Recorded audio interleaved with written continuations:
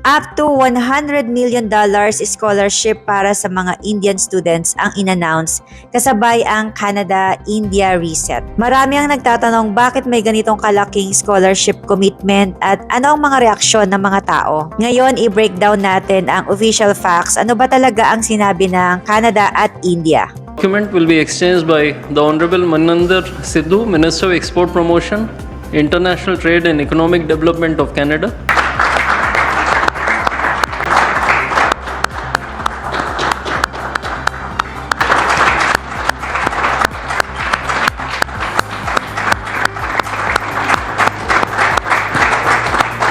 Una sa lahat, factual tayo. Last March 2, 2026 sa official release ng Canada habang nasa Delhi si Prime Minister Mark Carney, inannounce ang Canada-India Talent and Innovation Strategy. Kasama sa announcement ang commitment na hanggang $100 million mula sa University of Toronto para pondohan ang hanggang 200 fully funded scholarship para sa Indian students, pati na rin ang outbound opportunities para sa Canadian students. Mahalagang klaro ito. Ito ay institutional funding commitment, hindi simpleng one-time federal government check. Magkakaroon din ng 300 Indian student researcher positions at may dagdag na 10 million Indo-Pacific scholarship para sa mga graduate students at researchers. So, yung 100 million na headline, totoo talaga siya at bahagi ito ng isang malaking education strategy. Ang malaking tanong, bakit nga ba ginagawa ng Canada ito? Ayon sa official statement, ang India ang fastest growing major economy sa mundo.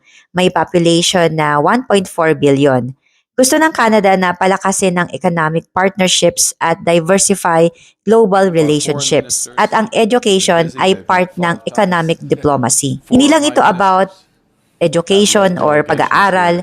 Tungkol ito sa long-term collaboration sa research, AI, critical minerals, innovation, at talent mobility. So sa madaling salita, isang strategic partnership ito. Hindi lang ito scholarship program. Ang announcement na ito ay nangyari sa official visit ni Prime Minister Carney sa India mula February 27 hanggang March 2, 2026. Inimbitahan siya ng Prime Minister Narendra Modi at nagkaroon sila ng delegation level talk sa New Delhi at ni-review ang India-Canada Strategic Partnership. Parehong bansa ang nagsabi na ito ay bahagi ng normalization ng bilateral relations. Sa madaling salita, both countries or parehong bansa ay nag-e-effort na maibalik ng maayos at constructive ang kanilang relationship. At kasabay ng scholarship announcement ay may mga malalaki pang developments. So may planong tapusin ang Comprehensive Economic Partnership Agreement or CEPA ngayong taon. Target nila na maabot ang 70 billion in two-way trade by 2030. Meron ding 2.6 billion uranium supply agreement mula 2027 hanggang 2035. At may cooperation sa energy, AI, space, defense, at security. So kung titingnan natin guys, ang scholarship ay isang bahagi lamang ng mas malaking economic at geopolitical reset. Ngayon naman, pagdating sa opinion ng mga tao, marami ang nagko-comment. So, aminin natin dahil may mga issue kasi na involved ang Indians, etc. So, mula sa immigration, fraud, mga sa student visas. So, maraming issues kumbaga. May nagtanong nga na bakit Indians lang at hindi mas broad. So, magbasa tayo ng mga comment nila. So, may na-post na ako sa kabila at ang comment ng iba would not want to give that to Canadian students. So, I think this is Canadian. Tapos, same thing din sa isa, sabi niya, how about scholarships for Canadians? May nag-comment din, our future immigrant military. At ito rin, meron nagtanong para sa Philippines, how about to all Philippines? They have scholarship too. So ayun guys, kung student or Indian student ay magandang opportunity ito. Pero again guys, siguro yung masasabi ko lang din, since this is a scholarship, ibig sabihin may quality or merong basihan, merong qualification na hinahanap, may requirement.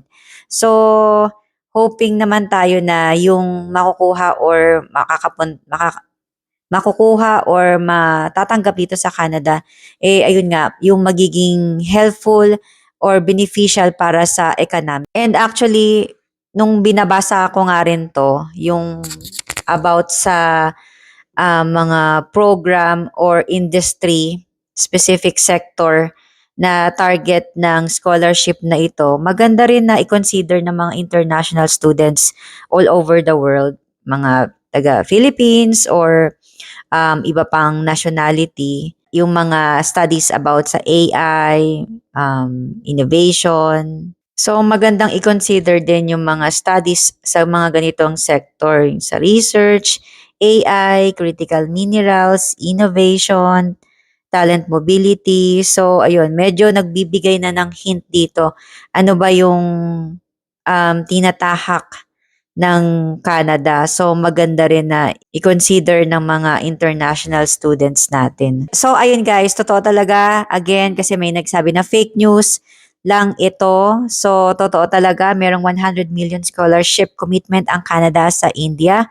At galing ito sa University of Toronto under Canada-India Talent and Innovation Strategy. Pangatlong punto, bahagi ito ng mas malaking Canada-India Economic Reset.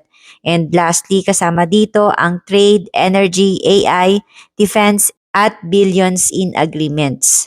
So again, hindi lang ito simple, ordinaryong scholarship program ng Canada para sa mga Indian students. Ito ay bahagi ng isang malaking economic strategy. So ayun guys, comment nyo lang ang inyong mga opinion po sa ating comment section.